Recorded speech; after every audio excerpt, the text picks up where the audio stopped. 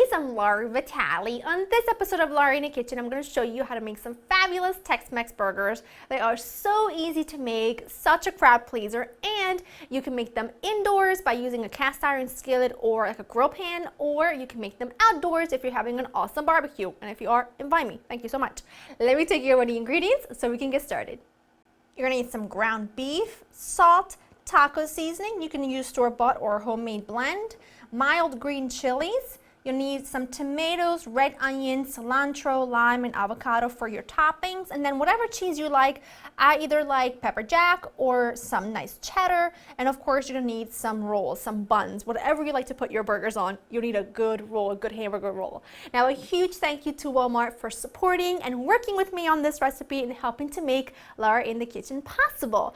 Now, I was in Walmart looking for some glass jars because I go through them like you would not believe. And while I was there, I decided to just walk around their fresh foods department because a friend of mine told me that they now carry some organic ground beef, which you know makes me very happy, and it's perfect for all the burger making this time of year. So I'm excited to show you this recipe. I cannot even tell you how easy they come together, and I am sure that if you're entertaining or if you're taking these to someone's house, they're going to be the absolute rock star of the party, and wait till you see how easy they are. So, to your ground beef, you need to season it with a nice pinch of salt because beef loves salt.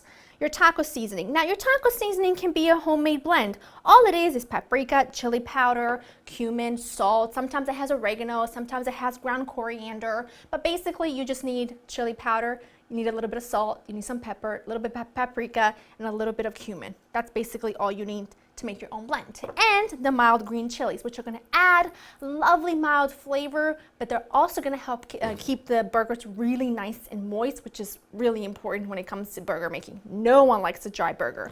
And then just with clean hands, mix everything together until everything is well combined. That looks fantastic. Now this makes 4 nice sized burgers. You can make 6 smaller ones if you want to. However, you know me, go big or go home, and I like a nice thick burger. So I'm going to divide this mixture into 4. And then all I do is, you don't want to compact this too much. So all you do is you kind of just roll it in your hands, and then you kind of flatten it, right? And then this is really important. Sometimes people forget to do this, and it really makes a big difference. Once you have your burger, your burger patty formed, take your 2 fingers and make an indentation in the center. It looks really strange at this point because you're thinking, what's happening there? But what happens is when you cook your burgers, they tend to puff up in the center and then they cook unevenly. The edges end up perfectly cooked, and then the center ends up being a little bit raw, or vice versa. The ends will end up being really dry and the center will end up being perfectly cooked. So by doing this, when the burger puffs up as it cooks nice and even. I'm going to form the rest of them, and in the meantime, I am going to preheat my cast iron skillet right between medium and medium-high heat. Alright, so my cast iron skillet is preheated over medium-high heat, and I always like to preheat my cast iron skillets for about 5 minutes before I'm ready to use them, because the beauty is that they give you a gorgeous crust, right?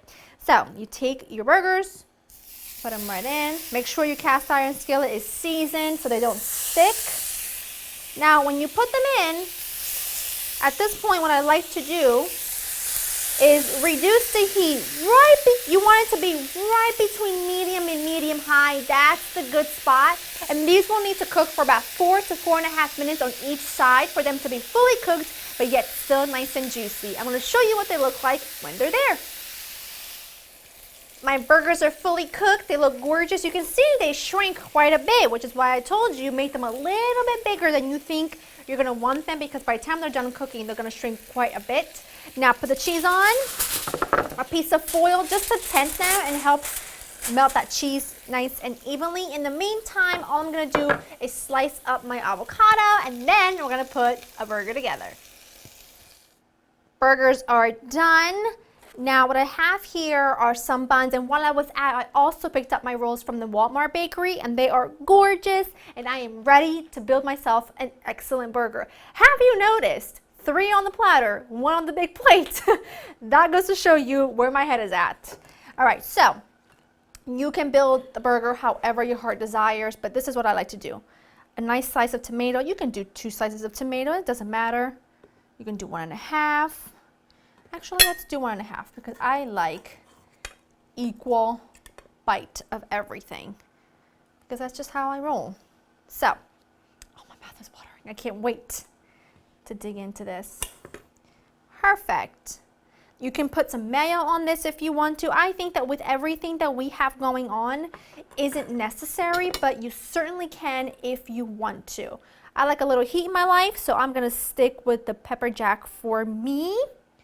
And then I will top the rest like so. You can salt your tomatoes too if you want to. I find that there's so much seasoning and salt in the burgers themselves, not necessary, but I will absolutely will salt my avocado because avocado needs salt and some sort of citrus, some sort of like vinegary something.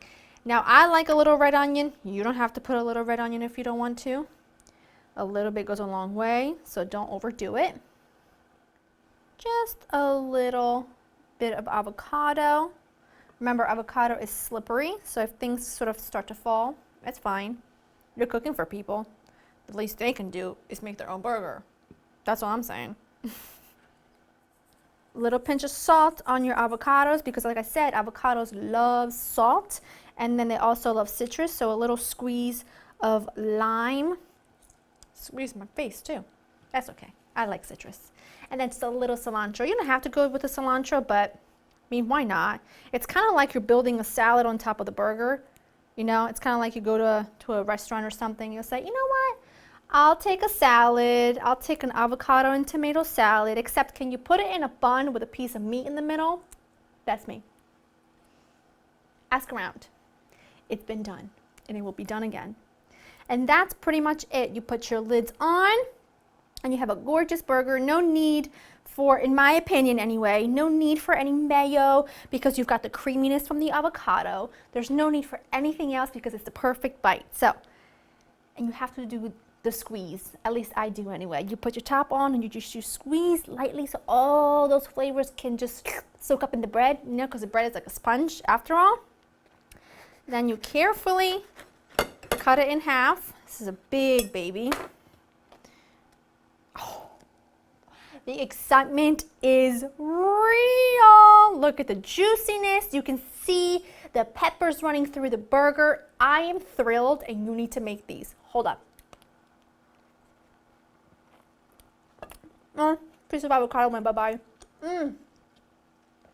That is perfection on every level, and they are a must on your table this weekend. So go to laurainthekitchen.com, get the written recipe, make them, share them with me.